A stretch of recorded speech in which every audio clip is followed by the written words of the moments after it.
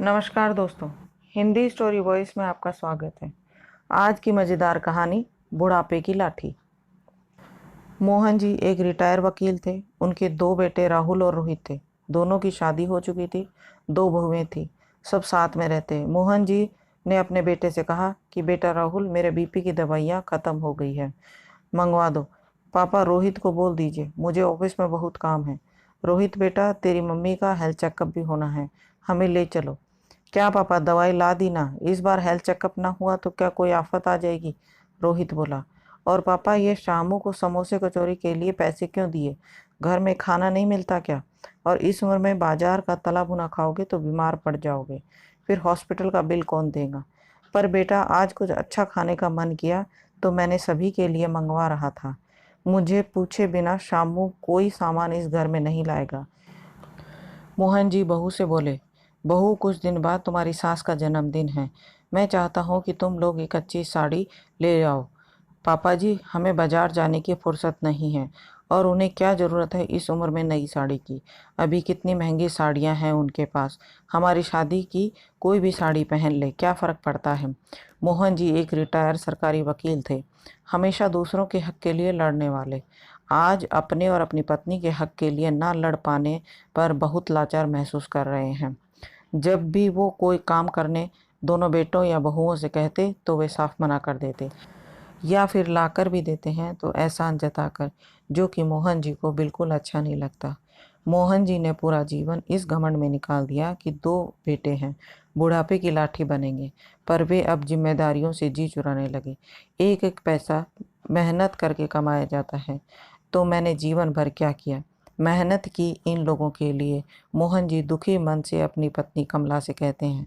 कमला जी उन्हें समझाती है, अपने बच्चों से लड़कर कहाँ जाएंगे, घर में शांति बनी रहे, ये वे लोग जैसा रखे रह लेंगे। अब उम्र ही कितनी है, आपने सारे सुख पहले ही पूरे कर दिए, अब कोई चाहत नहीं रही। पर मोहन जी को ये सब पसंद नहीं आता। मैंने सोचा था कि रिटायर होने के बाद मैं तुम्हें घुमाने फिराने ले जाऊंगा, तुम्हें वह भी लेकर दूंगा जो पहले जिम्मेदारियों के चलते ना दे पाया। पर तुम पहले भी सबके लिए काम करती रही, और आज भी बहुओं के लिए कर रही हो। दुखी मन से मोहन जी बोले। तो क्या हुआ, बहू भी तो हमारी है, थोड़ी मदद करने में कोई बुराई नहीं। बूढ़ी आंखों में आंसू बहने लगे। हाँ देवी जी, मुझे भी लगता है कि अपने बच्चों के लिए काम करने में कोई बुराई नहीं, लेकिन ये क्या उचित है कि हम घर की शांति बनाए रखने के लिए दोनों के घर के नौकर बन जाएं। तुम सबके लिए चाय नाश्ता बनाकर कमरों तक वेटर बनकर देने जाओ। क्यों आकर सब अपना अपना काम क्यों नहीं संभालती? तुमने तो अपने दोनों बेटों को रोटी बनाना सिखाया था। जब तुम बीमार होती थी तो हम सब मिलकर तुम्हारे लिए खाना बनाते थे।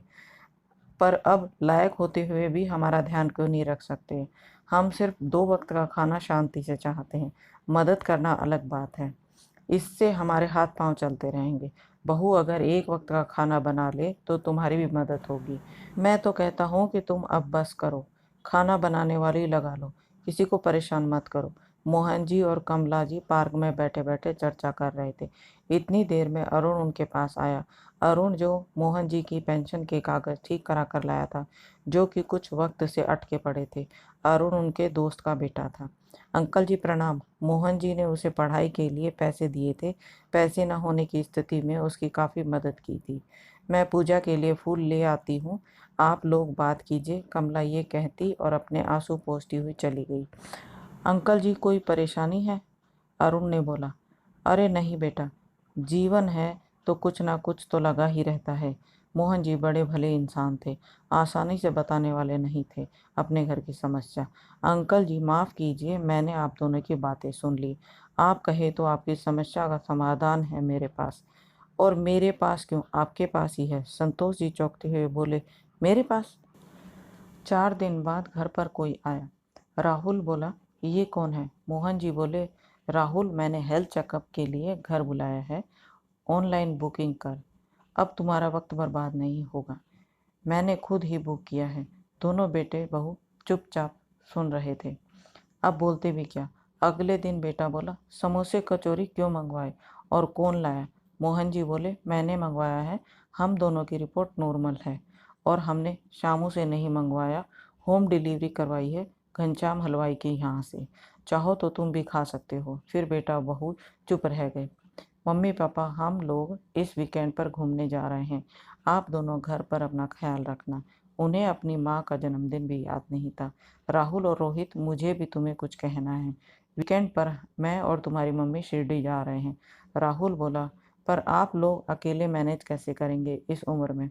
अरे मेरे कुछ दोस्त भी जा रहे हैं, मैंने उनसे बात कर ली है। और मेरा एक दोस्त तो शिरडी में ही रहता है और उसी ने कहा कि सब लोग आ जाओ। सारी व्यवस्था वह अपने घर पे ही कर लेगा। मुझे जम गया। सोचा तुम्हारी मम्मी का जन्मदिन भी वहीं अच्छे से मना लूँगा। हंसते हुए मोहन जी बोले। बहू बोली, इतना खर्चा? मोहन जी बोले, तुम लोग भूल रहे हो, मेरी पेंशन मेरे लिए काफ़ी है और आज से हम दोनों की दवाइयाँ भी ऑनलाइन आ जाए करेगी। तुम लोगों का वक्त और पैसा बर्बाद नहीं करूँगा। बीते दिनों तुम लोगों ने बहुत अच्छी सीख दी है मुझे। उम्र कोई भी हो, आत्मनिर्भर रहना कितना ज़रूरी है। अपने पिता की ऐसी बात सुनकर चारों शर्मिंदा थे। अरुण ने मोहन जी का कर्जा उतार दिया था। अरुण ने कई ऑनलाइन ऐप के बारे में बताकर जीवन में एक नई दिशा और रोशनी दी, जिससे उन्हें किसी पर डिपेंड रहने की ज़रूरत ना पड़े। कुछ दोस्तों का साथ मिला तो वो आत्मविश्वास से भर गए।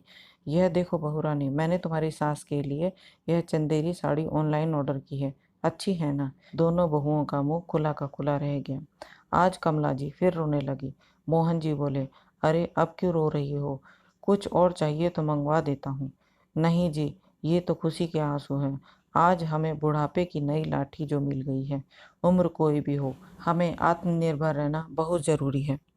आशा करती हूँ कि आपको कहानी पसंद आई होगी। पसंद आई है तो सब्सक्राइब करें, कहानी को लाइक एंड शेयर करें। फिर मिलते हैं एक और नई कहानी के साथ।